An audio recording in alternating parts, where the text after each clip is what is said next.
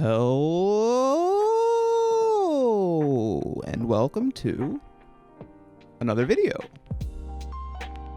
With Godzilla vs. Kong starting its staggered release across the globe this week, I thought it would be a good time to go back and look at the original film from 1962, King Kong vs. Godzilla. Interestingly enough, back when this movie came out, King Kong was a much bigger IP, which is why he had top billing, and now that it's been 60 years, Godzilla surpassed him in the cultural zeitgeist, and he has the top spot. I had originally planned to do a full-length video for this movie, just like I did for Junior, but after subjecting myself to an hour and a half of this nonsense, there's just no way I'm gonna do that to you too. Instead, I'll give you a brief synopsis as I show you the most insane highlights. All killer, no filler, baby. This one's for you, Dave Weir. You make my life hell. Before we jump into the film, let me give you a little bit of context so you know where I'm coming from. I don't have a particularly extensive history with this franchise, so I'm sure I'm gonna make any hardcore fans watching this video just absolutely lose their minds. You know what? Fuck it. I'll say it. Reptar was the better Godzilla. I do remember visiting my grandparents' condo as a child, and they then took me to the local public library that had VHS rentals. When we got there, we rented a couple of the original movies and stopped at a convenience store to get some popcorn on the way back. But that's where my memory ends. I have no real recollection of the films themselves at all, just the journey surrounding them, and that my grade school friend Nathan was obsessed with them. Realistically, before now, my only real memorable exposure to the content of the original films was through Cinemassacre's Monster Madness, way back in the day. So take that as you will. It's Cinemassacre's Monster Madness, Godzilla-thon.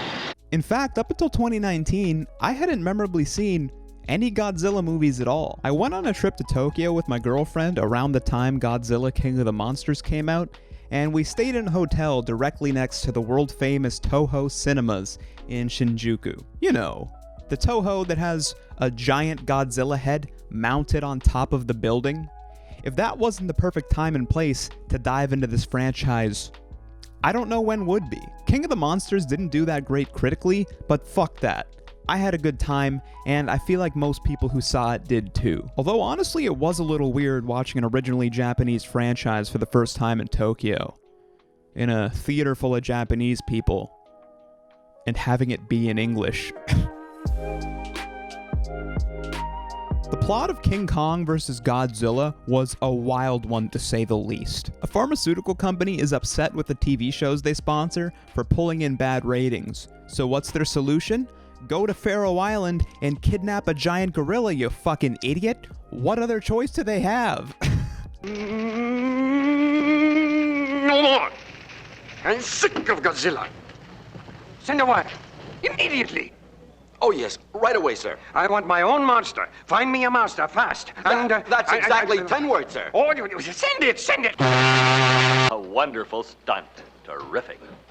I guess they wanted to make everything to do with Kong as close a parallel to his own movie as possible, so he's still getting exploited by filmmakers here. I'd show you more of what takes place on the island when they go to find him, but it's just Absolutely riddled with blackface, so yeah, I'm gonna try and avoid that. Just know that the people looking for Kong get an entire uncontacted tribe, including the children, addicted to cigarettes.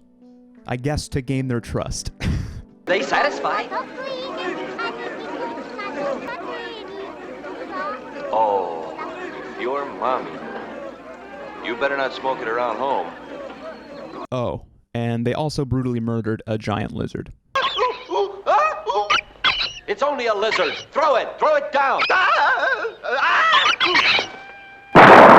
Thankfully, not everything on the island was a bust, though. We do eventually get to see Kong fight a giant octopus before they roofie and kidnap him. And just, my god, that sure was something.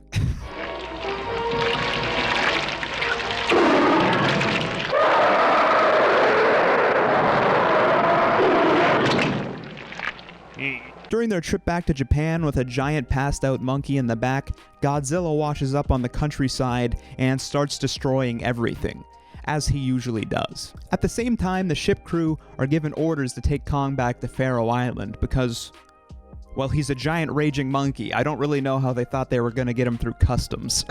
However, unfortunately for them, they didn't give that beast enough Xannies, and he starts to wake up. They then suddenly decide their only option is to blow him up with dynamite, even though a few short minutes earlier, they were completely willing to take him to shore. Use your rifle. Shoot the dynamite. Hurry up.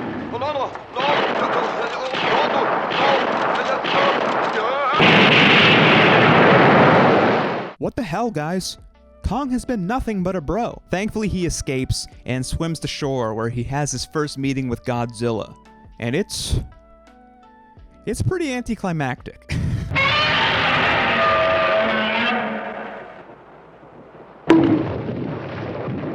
Oh, I bet Kong has no chance. Kong has his chest set on fire and gets really emotional about it.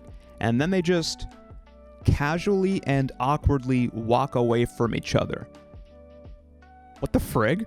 From here, Godzilla goes back to his rampage, and Kong just sadly wanders around, looking like a small child in a model city, before he eventually stops to play with his train set.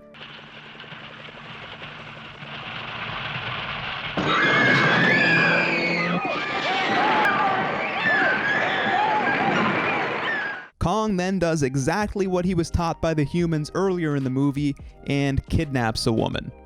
So who's the real monster? Is it man? By the way, that woman he grabs just so happens to be the sister of one of the guys who captured him in the first place. What a coincidence! What great writing! Kong then climbs a historical building as he's known to do, and is quickly subdued the exact same way he was earlier. This fucker doesn't learn. That or he just loves tripping balls.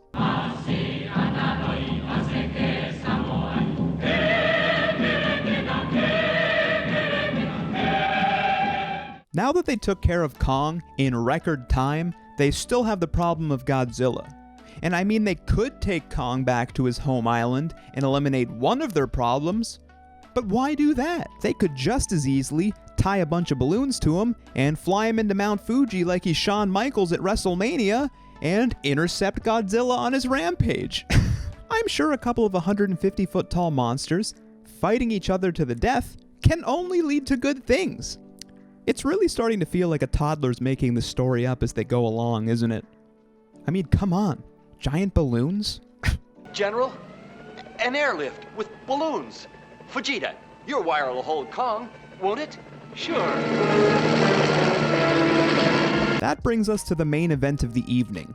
I'd yell it's time, but I don't want Bruce Buffer or my neighbors to sue me. The fight begins with some casual bonking each other on the head with giant rocks, and it develops from there. Eventually, Kong is brutally punching Godzilla in the head like he stole his lunch money and has the upper hand for a while. Well, until he trips and does a somersault face first into a giant rock. Who the hell choreographed this? Godzilla starts rolling his shoulders like he's Brock Lesnar and smacks Kong a bunch with his tail. Like a true heel. Kong tries to get up and make a comeback, but in the only piece of stop motion in the entire film, Godzilla drop kicks him into next week.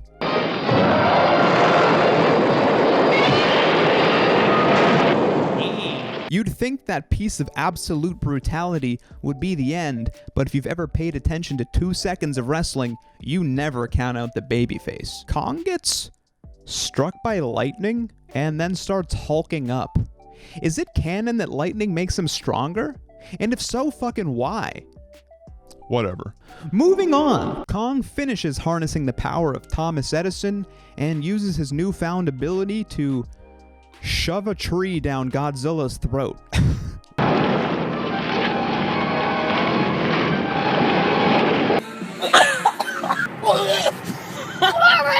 Kong then dishes out a solid hip toss or two and tackles Godzilla off a fucking cliff, which causes an earthquake.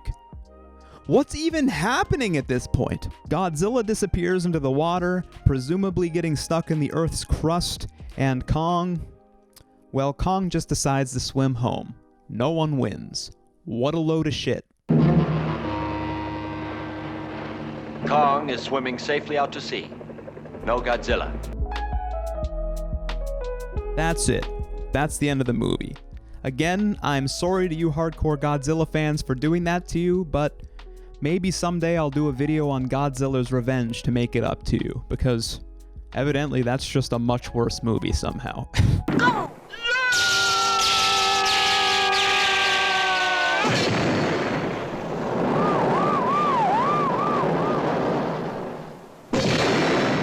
Yeah, we can all enjoy making fun of that one. I will say, though, that putting Kong against Godzilla was a genius move, capitalizing on that whole East versus West thing. This was the first Godzilla movie in 7 years, and the first Kong movie in 30. And the first time either monster appeared in color and in a widescreen format. So this movie made history in more ways than one. And that was all thanks to Toho Scope, which was a branded version of CinemaScope for all you film nerds out there. By the way, this movie was originally meant to be Kong versus Frankenstein, so that means there's a parallel dimension out there where they actually got that. And I'm jealous. Anyway, thank you for watching. If you're new to the channel, why not subscribe, and I'll post another video for you next week. If you can't wait that long, watch that one in the meantime. Bye-bye!